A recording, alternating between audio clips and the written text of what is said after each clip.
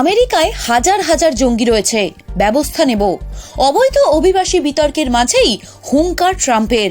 আমেরিকায় হাজার হাজার জঙ্গি লুকিয়ে রয়েছে। দ্বিতীয়বার প্রেসিডেন্ট হওয়ার পর প্রথম সাক্ষাৎকারে এমনই দাবি করলেন ডোনাল্ড ট্রাম্প।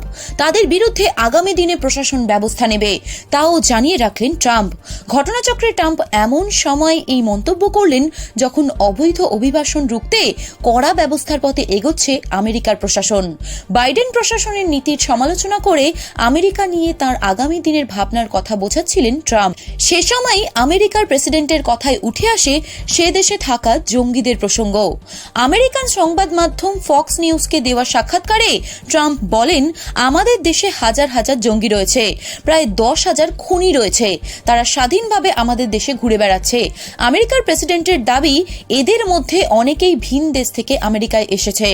অনেক দেশ নিজেদের এলাকায় অপরাধের হার কমাতে অপরাধীদের আমেরিকায় পাঠিয়ে দিচ্ছে বলেও সন্দেহ ট্রাম্পের। উদাহরণ হিসেবে ভেনেজুয়েলার প্রসঙ্গও টানেন তিনি। ট্রাম্পের দাবি, ভেনেজুয়েলায় অপরাধের হার 78% কমে গিয়েছে, কারণ তারা সেখানকার অপরাধীদের আমেরিকায় পাঠিয়ে দিয়েছে। এসবের বিরুদ্ধে পদক্ষেপ করা হবে বলেও জানান আমেরিকার প্রেসিডেন্ট।